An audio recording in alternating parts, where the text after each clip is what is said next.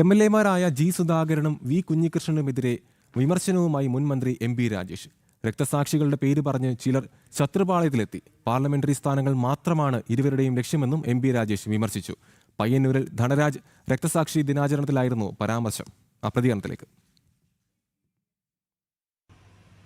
ധനരാജിന്റെ രക്തസാക്ഷിത്വത്തെ മുൻനിർത്തി രക്തസാക്ഷിത്വത്തെ രാഷ്ട്രീയ എതിരാളികളുടെ മുമ്പിൽ കൊണ്ടുപോയി തടിയറ വയ്ക്കുകയും എന്നിട്ടൊരു സ്ഥാനം നേടിയെടുക്കാൻ വേണ്ടി ഒരു രക്തസാക്ഷിത്വത്തെ ഉപയോഗിച്ച് ശത്രുപാളയത്തിൽ ചെന്ന് ചേരുകയും ചെയ്ത ആളുകൾ നമ്മുടെ നാട്ടിലുണ്ട്.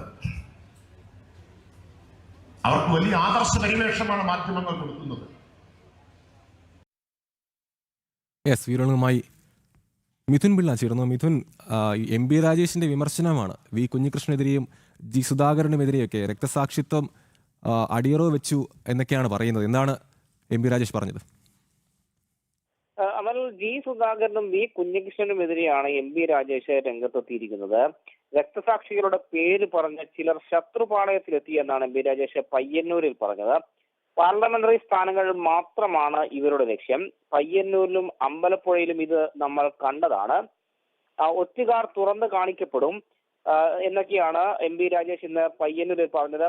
ധനരാജ് രക്തസാക്ഷി ദിനാചരണത്തിലാണ് ഇത്തരം ഒരു പരാമർശം എം.പി. രാജേഷിന്റെ ഭാഗത്ത് നിന്ന് ഉണ്ടായത്.